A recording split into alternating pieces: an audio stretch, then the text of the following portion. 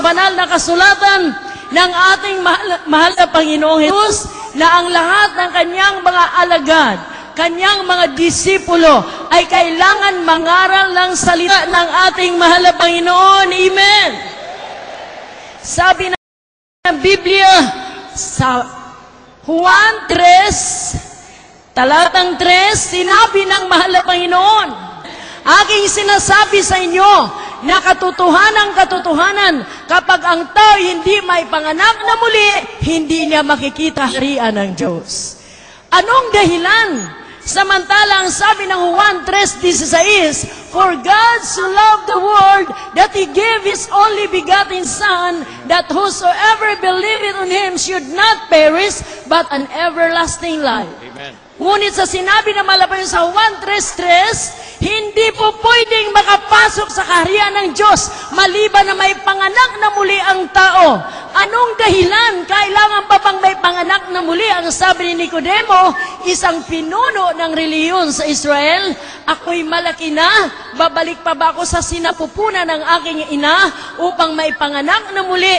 Ngunit sinabi Biblia, sinagot sila ng ating dakilang tagapagligtas, ang ating mahal na Panginoong Hesukristo. Nicodemo, pinuno ka ng reliyon sa Israel. Hindi mo maintindihan ang kapanganakang sinasabi ko. Sinabi rito sapagkat ang tao ay mayroong minana na kasalanan sa kanilang ating unang magulang, tayo po'y kailanman hindi makasunod at makapagbibigay lugod sa ating mahal na Panginoon, maliban na lamang may panganak na muli tayo. From the book of St. John, chapter 3, verse 3. Jesus answered and said unto him, verily, verily, I say unto thee, except a man be born again, he cannot see the kingdom of God. From the book of St. John, chapter 3, verse 16. For God so loved the world that He gave His only begotten Son, that whosoever believeth in Him should not perish, but have everlasting life. Amen. Maliban na tayo ay tatanggap sa mahal na at tatanggap ng bautismo sa tubig sa pangalan niya, ay hindi tayo maggamit ng kaligtasan. Bakit? 51:5 na mga awit, tayo'y kinonsib, tayo ay nilalang at nagpakatao rito ang mala para tubusin ang mga taong makasalanan. Sinabi, ang aking ina ay kinonsib ako sa kasalanan. Kung kaya't ang sabi ng Biblia, kinakailangan may panganak na muli ang tao dahil lahat ng tao ay makasalanan. Inherent natin ang ating kasalanan sa ating unang ama at ina. Kailangan tayo makapagbabalik loob sa Diyos sa pamagitan ng kapanganakang muli. Amen. From the book of Psalms, chapter 51, verse 5. Behold, I was shapen in iniquity, and in sin did my mother conceive me. Amen. Lahat ng tao, apart from Christ, all are sinners, and they are not doing and obeying the commandments of God, and they are not pleasing the Lord. Hindi sila nakapagbibigay lugod sa mahal na. Apart from Christ, wala nang ibang daan na ang tao ay makasunod sa kautusan, kundi siya ay tumanggap sa Panginoong Hesukristo, magpabautismo sa kanyang pangalan. Doon pa lamang siya mapatawad sa kanyang mga kasalanan, sapagkat ang sabi ng 51:5 na mga awit, ako'y inanyuan sa loob pa lamang sinapupunan ng aking ina ng kasalanan. Mayroon tayong inherent sinners before the eyes of God. Ngunit ang sabi ng Biblia, kung tayo may panganak na muli, tayo po'y mapapatawad sa ating mga kasalanan. Sabi po ng Roma 8:7-8, ito ang kalagayan natin sa mundo ngayon. Sa lahat ng wala pa kay Kristo, ito ang kalagayan ng lahat ng tao na nabubuhay sa mundo ngayon. Amen. From the book of Romans, chapter 8, verse 7 and 8.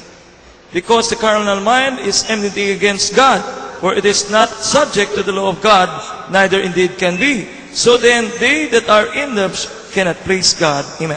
Ang kaisipan ng tao sa mundong ito ay para lamang galitin ng Diyos. Kailanman hindi niya masusunod ang kalooban ng mahal na Panginoon. Nakikipag-alit palagi ang taong nasa laman. Ngunit ang sabi ng Biblia, kapag may panganak ka na muli, ang iyong buhay ay magkaroon ng pagbabago. Ang sabi ng Biblia, papasok dito sa ating puso ang Espiritu ng ating mahal na Panginoon. At tawagin tayong mga anak ng Diyos. Amen. From the book of 1 Corinthians chapter 2, verse 14. But the natural man receiveth not the things of the Spirit of God, for they are foolishness unto him, neither can he know them, because they are spiritually discerned. Kaya nga po kailangan ipanganak na muli ang tao, mga minamahal. Ye must be born again, Nicodemo. Sabi ng ating mahal na Panginoon, unless ikaw ay panganak na muli, hindi mo makikita ang kaharian ng Diyos. Narito ang sugo ng ating mahal na Panginoon, mga disipulo. Doon sa ating panahon, ang mga minsahero ng kaligtasan. Ipinapangaral ang salita ng Diyos upang mga taong nasan ay maging tunay na anak ng Diyos. Hindi lahat ng taong nabubuhay rito ay mga anak ng Diyos. Maging anak lamang tayo ng Diyos kung tanggapin natin siya. Magpabautismo tayo sa tubig sa pangalan ni Jesucristo. Pagsisihan natin ang ating mga kasalanan. Sampalatayanan natin ang buhay na Diyos na namatay sa krus dahil sa ating mga kasalanan. At ang sabi ng Juan 1:12, bago tayo bumasa diyan, ang sabi pa ng Episo 2:3, sapagkat ang ating mga gawang mabuti, hindi ito makapagliligtas sa atin. Amen. Kailangan may panganak tayong muli. 2:3 ng Episo, mga minamahal. From the book of Ephesians chapter 2, verse 3. Among whom also we all had our conversation in times past in the lust of our flesh, fulfilling the desires of the flesh and of the mind, and were by nature the children of wrath, even as others. Kailangan ba ipangaral ang salita ng Diyos upang mamulat ang tao na hanggat pala hindi siya may panganak na muli, hindi niya makikita ang kaharian ng Diyos. Ang sabi ng Biblia, noong araw, tayo ay gumagawa palagi ng mga bagay na malulugod ang ating laman. At pinagbibigyan ang ating sarili na tayo ang masusunod sa lahat ng ating ginagawa. Ang tawag sa atin noon ay children of wrath. Anak ng kagalitan. Kailanman hindi nalulugod ang Diyos sa ating ginagawa nung araw. Ngunit pagkatapos natin siyang tanggapin, tayo magpabautismo at magpatuloy na maglingkod sa Kanya, tawagin daw po tayong mga anak ng Diyos. Juan 1:12, mga minamahal. From the book of St. John chapter 1, verse 12. But as many as received Him, to them gave He power to become the sons of God, even to them that believe on His name. Pagkatapos niyan, mga minamahal namin mga kababayan, ang sabi na Biblia ay pinapangaral, inutusan na mahal na Panginoon. Ang lahat ng Kanya mga alagad, ang mga disipulo, at lahat nagsisampalataya sa Kanya, tinawag silang mga anak ng Diyos. At ang sabi ng Biblia, nananahan sa kanilang espiritu na mahal na Panginoon. Mateo 3:2, repent ye therefore, ang sabi, for the kingdom of heaven is at hand. Magsisi ang lahat sapat malapit na ang kaharian ng Diyos. Kaya narito ang pangangaral ng Ebanghelyo ni Kristo. Pinagsisi ang lahat ng tao. Pinagbabalik loob lahat ang tao sa mahal na Panginoon. Sa pamagitan ng pagkilala sa mahal na Panginoon, pagtanggap sa Kanyang pangalan at magpabautismo tayo at magpapit tayo maglingkod sa Kanya. Doon ka pa lamang tawaging anak ng Diyos. Amen. From the book of St. Matthew chapter 3, verse 2. And saying, repent ye, for the kingdom of heaven is at hand. 3:19 ng gawa, itinuturo ito sa lahat ng ating mga kababayan.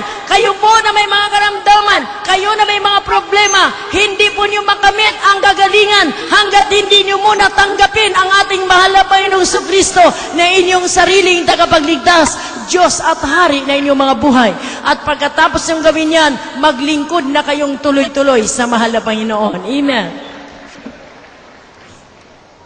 From the book of chapter 3, 19. verse 9. 19. Verse 19. Repent ye therefore, and be converted, that your sins may be blotted out, when the times of refreshing shall come from the presence of the Lord. Amen. Oh, mga minamahal, magsisi, magbalik loob, upang mga pawi ang ating mga kasalanan at tatagampin tayong tunay na mga anak ng Diyos. Huling 2 talata, ang sabi ng Biblia, nais ng Diyos ng lahat ay maligtas. Say Amen. Ang ating minamahal na mga kapatid na nandirito, dati-rati mga minamahal, sila'y naglalakad ng walang patutunguhan, hindi nila alam kung ano ang dapat nilang gawin para sila'y makarating sa buhay na walang hanggan. Dumating isang araw ang krusada sa kalang mga dako. Narito, nagbabalik loob silang lahat sa mahal na Panginoon. Pinagaling ang kalang mga karamdaman, nilutas ang kalang mga problema, at ngayong mga bago